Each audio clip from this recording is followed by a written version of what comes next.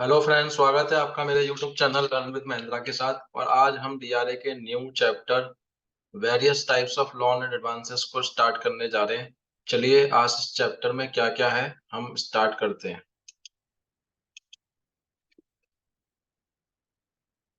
मैं आपके सामने अपनी स्लाइड्स ओपन कर रहा हूँ। हालांकि ये चैप्टर काफी बड़ा है और हम धीरे धीरे इस चैप्टर को कवर करेंगे। आज हम जो चैप्टर है उसके अंदर क्रेडिट फैसिलिटीज के बारे में डिस्कस करेंगे कि क्रेडिट फैसिलिटीज होती क्या है। देखिए, क्रेडिट फैसिलिटीज का मतलब है कि बैंक द्वारा दी जाने वाली उधारी की सुविधा बोरोवर्स को, उसे हम कहते हैं क्रेडिट फैसिलिटी। राइट। तो क्रेडिट फैसिलिटीज जो होती है वो दो प्रकार की होती हैं जो बैंक के द्वारा दी जाती है। एक है फंड बेस्ड और दूसरा है non fund based credit facility. तो ये फंड बेस्ड क्रेडिट फैसिलिटी और non fund based credit facility होता क्या है, इसको हम समझने की कोशिश करते हैं। तो देखिए, फंड बेस्ड क्रेडिट फैसिलिटी का मतलब है कि जब कोई भी उधारी की सुविधा अगर दी जाती है और उस उधारी की सुविधा में जब बैंक के द्वारा फंड का आउटफ्लो हो रहा है, यानी कोई फंड बैंक को देना पड़ रहा है। तो जैसे कि किसी भी प्रकार का अगर लोन या एडवांसेस अगर बैंक के द्वारा बोरोवर को दिया जाता है, तो वहां पर उसको एक फंड देना पड़ता है, फंड का आउटफ्लो करना पड़ता है। तो जैसे कि कोई भी लोन है, हाउसिंग लोन है, व्हीकल लोन है, या किसी भी प्रकार का कंज्यूमर ड्यूरेबल लोन है, पर्सनल लोन है, अगर ये किसी बोरोवर को दिया जा रहा है तो बैंक को वहां फंड देना पड़ेगा, अपना फंड का आउटफ्लो करना पड़ेगा उस बोरोवर के लिए। तो इसलिए हम इसको फंड बेस्ड क्रेडिट फैसिलिटी कहते हैं। या एडवांसेस दे रहे हैं, एडवांसेस का मतलब है कि एडवांसेस हम कहते हैं कि जहाँ कुछ समय के लिए कोई भी अपनी फाइनेंशियल जरूरत को पूरा करने के लिए हम बोरोवर्स को एडवांस दे देते हैं। तो जैसे आप ओवरड्राफ्ट के बारे में जानते हैं या कैश क्रेडिट के बारे में जानते हैं, जो कैश क्रेडिट लिमिट होती है, हम उनको एडवांस कहते हैं। तो लोन और एडवांस में फर्क क्या है? लोन जो होता है हम उसको एक टर्म के लिए देते हैं और उसका पेमेंट जो होता है हम ईएमआई के रूप में लेते हैं। लेकिन जब हम एडवांस देते हैं तो एडवांस हम शॉर्ट या टेम्पररी बेसिस पे देते हैं और उसका पेमेंट हम ईएमआई में नहीं लेते, हम इसको जितना यूज करता है उतना वापस ले लेते हैं। ये इस तरीके से हम फंड बेस्ड क्रेडिट फैसिलिटी एक बोरोवर को देते हैं। लेकिन अगर हम बात करें non fund based credit facility, तो non fund based credit facility का मतलब है कि जहां कोई क्रेडिट की सुविधा तो दी गई है लेकिन वहां पर किसी प्रकार का फंड का आउटफ्लो नहीं करना पड़ रहा है बैंक को।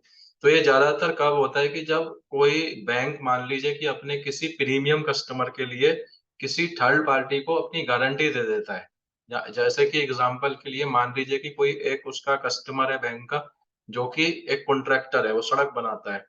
तो उसने किसी टेंडर में अप्लाई किया और उस टेंडर की ये कंडीशन थी कि जो भी टेंडर अप्लाई करेगा उसको अपने बैंक से 50 लाख रुपए का गारंटी दिलवाना पड़ेगा।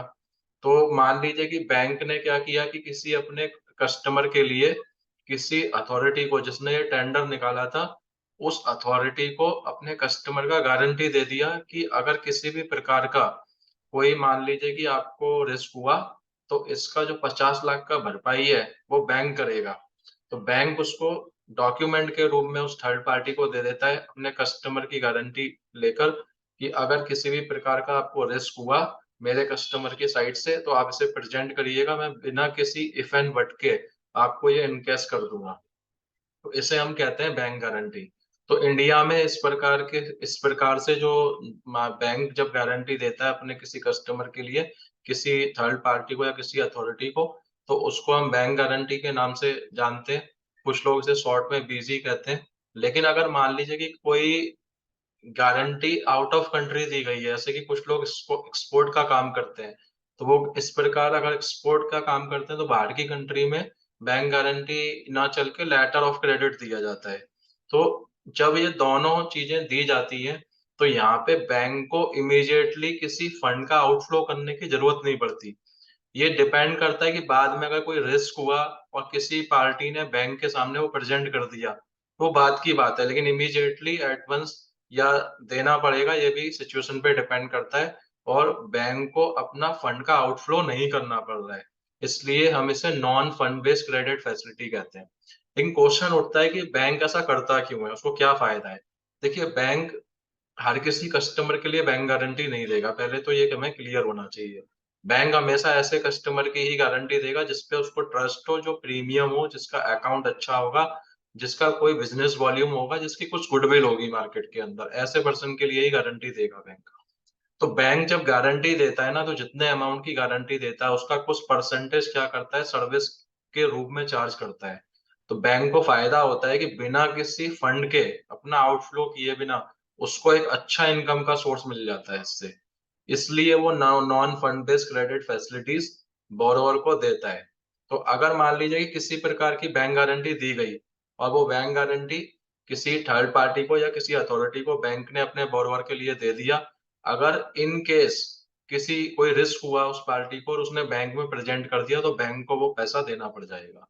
और हम इनका भी कलेक्शन और रिकवरी करते हैं। अगर किसी की बैंक गारंटी बैंक ने दी है और वो पैसा बैंक ने चुका दिया है, तो बैंक अपने वो जो कस्टमर के लिए दिया गया था, उस कस्टमर से भी इनका भी कलेक्शन और रिकवरी करता है। तो इसलिए ये आपको बताया जा रहा है, ताकि आपको भी पता हो कि बैंक गारंटी और लेटर ऑफ क्रेडिट होता क्या है और क्यों हमसे जुड़ा हुआ है ये, है ना? एज अ डीआरए आपको ये इसलिए बताया जा रहा है। अब क्या है कि हमारे सिलेबस में सबसे ज्यादा जिन लॉन्स के बारे में डिस्कस किया गया है वो है रिटेल लॉन्स। तो रिटेल लॉन्स होते क्या है, सबसे पहले तो हम उनके बारे में समझते हैं। देखिए, रिटेल लॉन्स जो होते हैं, रिटेल लॉन्स का मतलब हिंदी में इसको हम खुदरा ऋण कहते हैं। ये वो लोन है जो किसी व्यक्ति की अलग अलग जरूरतों के लिए दिया जाता है, ना कि किसी बिजनेस पर्पज के लिए दिया जाता है। अगर कोई लोन बिजनेस पर्पज के लिए या किसी अदर एक्टिविटीज के लिए दिया गया है, तो वो फिर रिटेल लॉन्स की कैटेगरी में नहीं आएगा। रिटेल लॉन्स में वही लोन काउंट होंगे जो कि किसी पर्सन की अलग-अलग पर्सनल ज़रूरतों को पूरा करता हो। जैसे कि किसी को घर लेना है तो उसे हाउसिंग लोन दे दिया, किसी को व्हीकल लेना है तो व्हीकल लोन दे दिया, किसी को घर का सामान लेना है तो कंज्यूमर ड्यूरेबल लोन दे दिया, किसी को पर्सनल ज़रूरत है तो पर्सनल लोन दे दिया, किसी को ओवरड्राफ्ट की सुविधा दे दी, किसी को एजुकेशन लोन दे दिया, या क्रेडिट कार्ड भी क्या है, रिटेल लोन का ही एक पार्ट है। तो रिटेल लोन्स बेसिकली जो दिए जाते हैं, वो उनकी जो अमाउंट होती है वो स्मॉल, मीडियम और लार्ज होती है। और अगर हम टर्म की बात करें, चुकाने का जो टर्म है, वो भी उसमें क्या होता है, शॉर्ट टर्म और मीडियम टर्म और लॉन्ग टर्म होता है। ये लोन के ऊपर डिपेंड करता है, ये किस प्रकार का लोन दिया गया है, और हम उसी के अनुसार जो पीरियड ऑफ पेमेंट है, हम कस्टमर को देते हैं, जिसको हम टेन्योर भी बोलते हैं। ये लोन के ऊपर डिपेंड करेगा। तो रिटेल लॉन्स में ये जितने भी लोन है, इनके बारे में हम आने वाली वीडियो में डिस्कस करेंगे one by one her loan के बारे में। तो आप इन लॉन्स को समझने के लिए मेरी नेक्स्ट वीडियो का वेट करें और मेरे साथ जुड़े रहें, ताकि आपको मेरी नेक्स्ट वीडियो मिल मिल जाए। और मेरे चैनल को आप सब्सक्राइब करें, शेयर करें, आप अपने फ्रेंड्स के साथ शेयर करें, जो लोग डीआरए का एग्जाम देने जा रहे हैं उनके साथ शेयर करें, या जो डीआरए बनना चाहते हैं उनके साथ शेयर करें नॉलेज पर्पज के लिए, या किसी को बैंकिंग की नॉलेज लेनी है, बेसिक नॉलेज लेना चाहता है वो, तो वो भी इस चैनल के थ्रू काफी कुछ सीख सकता है, आप उनको शेयर करें। तो मैं अपनी वीडियो आज यहीं पर एंड करता हूँ और आप सभी का बहुत-बहुत धन्यवाद मेरी वीडियो देखने के लिए। आप मेरे साथ जुड़े रहें। मैं फिर से आपके सामने नई वीडियो लेकर आऊँगा, और जब तक आप अपना ध्यान रखें, और मैं आपसे नेक्स्ट वीडियो में मिलता हूँ।